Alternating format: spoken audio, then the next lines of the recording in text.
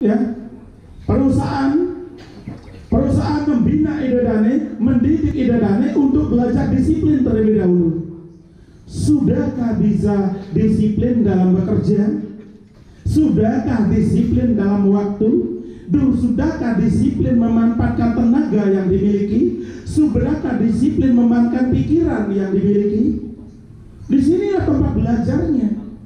Dan belajarnya itu adalah dapat uang yang bisa menjamin anak dan istri. Ya, benar ya? Jika idedane disiplin saja masih susah, bagaimana bisa punya keyakinan? Ya, bagaimana bisa punya kekuatan? Karena kekuatan tanpa kedisiplinan itu namanya arogansi, tak bisa merubah hidup. Ya, kecerdasan tanpa kebenaran itu juga arogansi. Ya, maka apa? Ketika cerdas harus didasari dengan pengetahuan yang benar, kekuatan yang benar, kedisiplinan yang benar, dan yakin. Ya, susah nih kali. Susah nggak nih? Kalau dia enggak, ya, secara teori, ya. Secara teori kan tidak, gitu. Secara praktek ya. Makanya nanti long life education, ya, harus belajar. Dengan belajar dan belajarlah supaya apa? Teori ini bisa diaplikasikan. Ya, kalau dia tidak belajar untuk mengaplikasikan sebuah teori, tak akan bisa merubah nasib pengusaha-pengusaha bangkrut, gulung tikar yang sekarang sudah banyak menjadi miliarder. Ya, karena apa? Sebuah pengetahuan yang tanpa melalui alat kaji, uji, bukti, dan evaluasi tak mungkin bisa menjamin harapan. Ya, maka apa? Belajarlah yang baik, yang bisa dikaji, diuji, dan dibuktikan. Jika idedane hanya bekerja tanpa kajian, sama dengan Pak Joni. Ya, Pak Joni bisa sampai berhari-hari, ya, sampai berhari-hari melakukan kajian sebuah program sebelum beliau dilaksanakan dan dikawal oleh penasihat-penasihatnya, dikawal oleh karyawan-karyawan yang punya intelektual. Sudah itu hasil kajiannya masih kadang-kadang apa? Datang ke tempat kami yang di Peseraman untuk meminta pandangan baru lagi. Setelah datang ke tempat kami mendapat kajian akhir baru dilaksanakan. Tak segampang itu membuat sebuah program agar teraplikasi teori itu dengan baik. Ya, ini yang harus idedane pahami, dan ini yang sudah dilakukan oleh Pak Joni sebagai apa? Teladannya idedane di dalam membentuk jati diri. Kalau memang tidak punya potensi menjadi pengusaha, maka apa? Bekerjalah yang baik agar bisa sejalan dengan apa? Tujuan daripada leluhur idedane sendiri. Karena leluhur idedane berharap apa? Idedane bisa bekerja di sini, mendapat hasil di sini, bisa menjamin anak istri atau suami di sini. Itu harapan leluhur idedane. Lalu leluhur idedane berstana di Kemulan, ya. Kan Kemulan malingnya nih, terutama bagi Pak Hindu. Kayak kalau yang non Hindu, ya saya minta maaf kalau ada yang non Hindu. Kalau yang Hindu sudah jelas leluhurnya berstana di Kemulan. Lalu di Kemulan berstana apa? Brahma Saraswati Dewi yang memberikan kecerdasan, Wisnu Sri Dewi yang memberikan kesejahteraan, Iswara Umo Dewi yang memberikan kebahagiaan. Dan beliau ada di sana. Lalu apa? Leluhur-leluhur idedane berdoa di Kemulannya agar di tempatnya bekerja dimudahkan rezekinya, dimajukan usahanya. Memohon kepada Brahma Saraswati Dewi agar sang pengusaha diberikan kecerdasan untuk apa? Memanajemen idedane dan usaha idedane. Berdoa memohon kepada Wisnu Sri Dewi agar di tempat usahanya dimudahkan rezekinya. Malah umpama idedane punya pikiran negatif sama perusahaannya, itu double hukum karmanya. Hukum karma skala idedane susah sendiri, hukum karma di skala leluhurnya sendiri menghukum dirinya. Lalu pontang-pantinglah seorang karyawan yang kerja di sana sini membuat masalah, bukannya akan dimudahkan rezekinya, malah dipersulit. Makanya wonten Nabi Usanda pepatah mengatakan apa? apapun profesi Anda, tekunilah dengan baik, di situ ada kesejahteraan.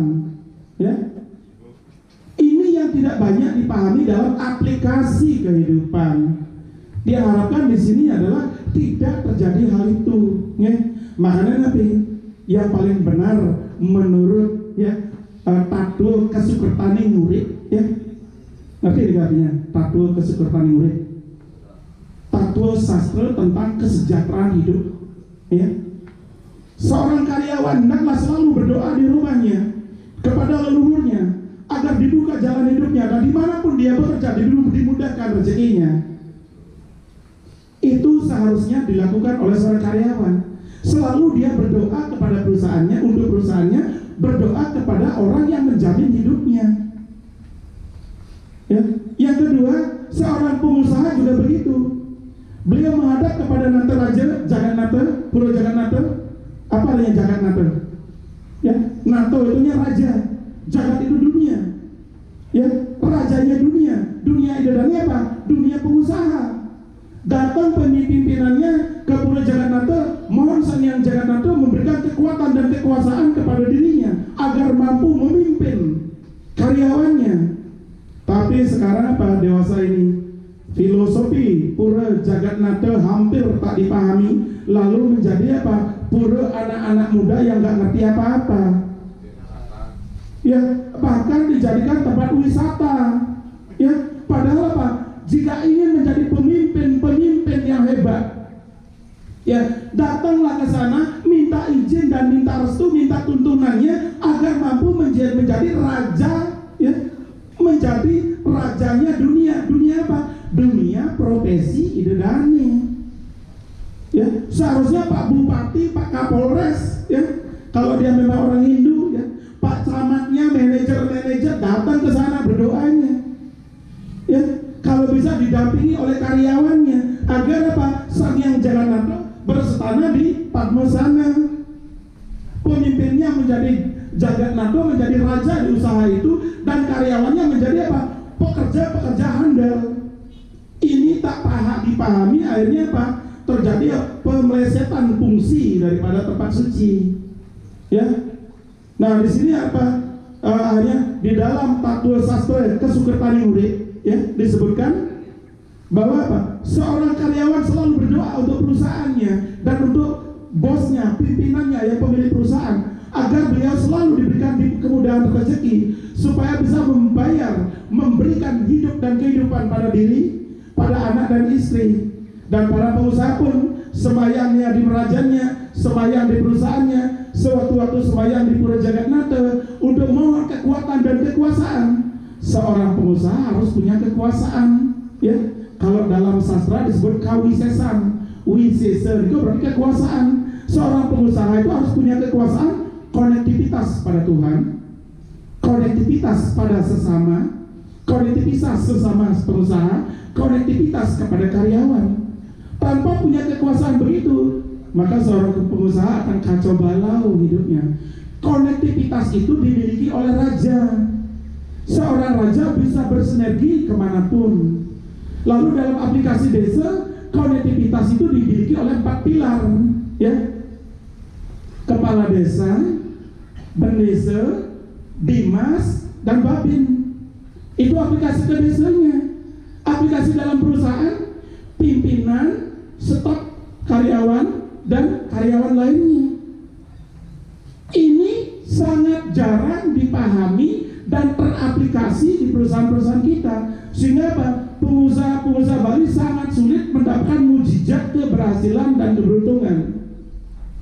Ya, nah selama ini untuk hal yang begini memang belum pernah dia sampaikan seperti itu, kan gitu ya. Namun Pak Joni dia bentuk sebagai seorang pribadi, ya, yang selalu berdoa untuk idodane, ya. Lalu Pak Joni karena seorang akademis, ya, dia larang untuk melakukan ritual-ritual yang tidak berlebihan. Biarkan penasihat spiritualnya saja, pelaksana ritualnya saja. Maka apa? Jero Mangkulah yang melakukan itu. Doa-doa agar bagaimana anaknya, ya, dirutnya di sini bisa mempekerjakan karyawan yang lebih, bisa menjamin karyawannya yang lebih. Jangan anggap enteng tugasnya niki Pak Jero mangkunya ini. Jangan anggap enteng dalam konteks apa? Konektivitas energi niskala sebagai sumber mujizat hidup. Ya, ya hidup karyawan, ya bukan hanya karyawan, keluarga dan karyawannya. Ya, itulah tugasnya. Ya, maka apa? Mujizat itu hanya akan ditemukan dalam konteks konsep berketuhanan. Ya, manusia bisa membentuk diri menjadi profesional. Ya, dengan pendidikan, pengalaman, wawasan, semua itu akan membentuk diri idodane profesional. Seprofesional apapun idodane, apabila tidak ada mujizat di balik itu, justru banyak orang-orang profesional kacau balau. Ya, lalu dari manakah datangnya mujizat? Itu sudah jelas sekali, mujizat datang dari Tuhan. Ya, tidak ada guru yang maha sakti, guru yang maha hebat bisa memberikan mujizat kepada idodane.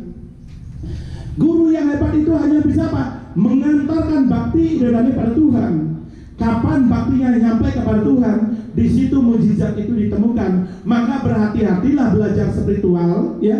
Bila ajaran itu tak mampu mengkoneksikan idodane kepada Tuhan, idodane sendiri, berbahaya. Karena di alam ini ada kekuatan positif dan kekuatan negatif. Kekuatan negatif namanya kekuatan Buddha kala, kekuatan positif namanya kekuatan Dewa dan Betara. Jika ingin mendapatkan mujizat, dekatkan diri dengan Dewa dan Betara. Di manakah ada itu? Di rumah orang Bali pasti ada. Ya, di pura-pura pasti ada. Ya, mujizat positif itu tidak akan pernah ada di kuburan, di setre, ya, di pohon besar, di batu besar, di gua. Ya adanya mah di tempat-tempat suci. Kalau orang intelektual yang benar-benar belajar agama ditanya di manakah ada Tuhan, pasti katanya di pura. Nah, di sini tradisi di Bali ini ada apa? Ada konsep mistik, ya. Banyak mengatakan Tuhan itu ada di kuburan-kuburan dan sebagainya. Bahkan itu dijadikan tempat suci. Lalu pengusaha ajak di tempat itu, bangkrutlah beliau. Di sini tidak boleh, makanya dia apa? Larang Pak Joni melakukan apa? Ritual-ritual atau sembahyang-sembahyang berlebihan di tempat-tempat yang tidak ada sinergi kekuatan suci, ya. Makanya dia hanya apa? Anda belajarlah sesuai agama, sembahyanglah di pura, sembahyanglah di rumah. Disitulah tempat yang secara agama sudah dinyatakan benar dan suci. Jika melakukan pelanggaran dari itu, ya, boleh pikiran Anda bilang positif, tapi tubuh Anda akan negatif. Ketika pikiran kita positif, tubuh kita ternyata negatif, sinergi gelombang energi itu justru datangnya dari tubuh.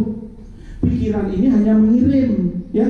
Kalau gelombang energi tubuh kita ternyata gelombang negatif, walaupun kita selalu berdoa, saya ingin sukses, ya Tuhan pertemukan saya dengan pengusaha, ya Tuhan temukan saya dengan orang-orang yang beruntung, ya Tuhan buka jalan hidup saya, tapi hasilnya apa?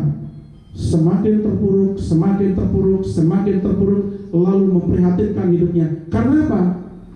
Karena orang intelektual itu tak paham tentang bagaimana mensinergikan jasmaninya yang harus positif dan rohaninya yang harus positif. Pengetahuan gampang dicari. Banyak ya yang sudah paham tentang internet, bisa dicari di internet, pengetahuannya banyak, ya. Banyak ada di weda-weda, di buku-buku suci, banyak pengetahuan positif. Sudahkah itu bisa diaplikasikan dalam hidup agar hidup menjadi positif? Ini yang tidak mudah. Sehingga apa? Teori baik itu hanya di atas meja, di atas podium, ya. Dia bisa ngomong begitu teori doang, mana perbuatannya? Memang secara faktual di Bali, orang-orang berteori itu ya tidak sesuai dengan aplikasi hidupnya, sehingga orang-orang akademis tidak berani menaruh harapannya kepada orang spiritual kita.